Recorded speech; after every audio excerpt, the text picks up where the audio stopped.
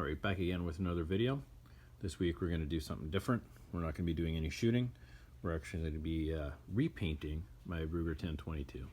This is something I bought back in the mid-90s, early 90s. When I got it, I wasn't a huge fan of just being the standard run-of-the-mill or having the standard run-of-the-mill black synthetic stock. So I needed to paint it. But as you can tell, it's well worn, well used, and it's time for an update. Back in the day, I used a Stone Fleck style paint. As you can see, it's got some nice texture, added a little more grip, a little more personality, I guess, if you would, to the stock. But this time we're going to go ahead and we're going to camouflage this thing. We'll wind up actually painting everything, including the scope and the barrel, and we'll bring you along for the journey, see how I go about doing this. Alright, so the first thing I'm going to do is I'm going to crumple up some paper towel to help protect the lens.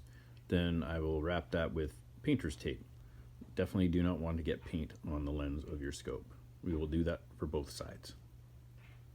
Alright, so we've got everything taped up that we're going to tape up. We've got the action taped up there. Don't want any paint on that.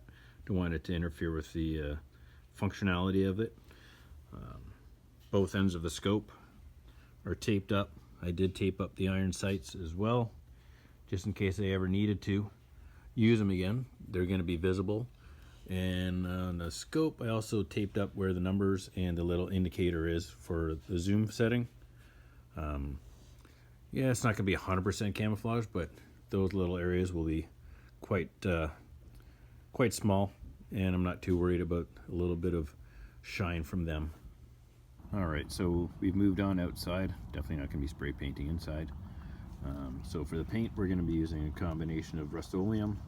We've got Satin Canyon Black, some flat white, and then we've got the camouflage Krylon in khaki, brown, and olive green. I got a stencil that I just made up. It's just basically paper cut into various size points. And then we've also got some oak leaves and pine branch that we'll use for stenciling as well. But first, we're going to scuff everything up with some 220 grit sandpaper.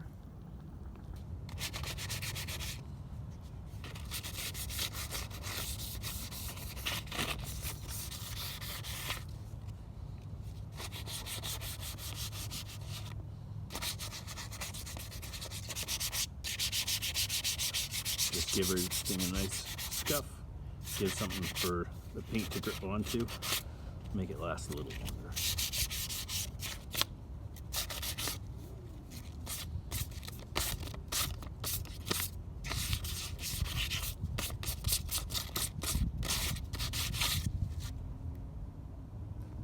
First thing we're going to do is start with flat black.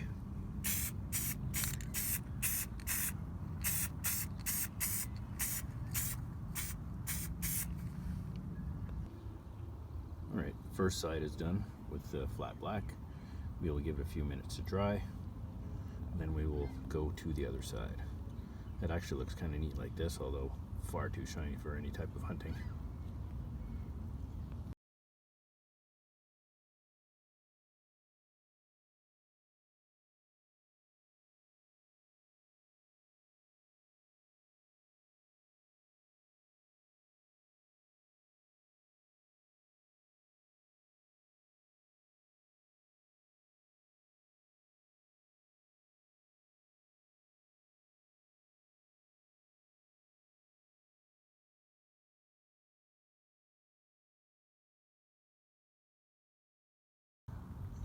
Alright, so I did a little more layering of paint here, just in some places.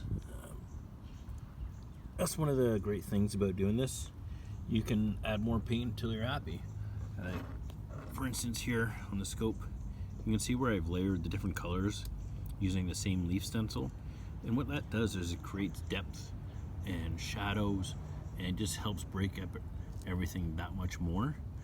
And you don't have to do it everywhere, but here and there, it breaks up the outline. It just helps camouflage everything that much better by creating that depth in the shadows.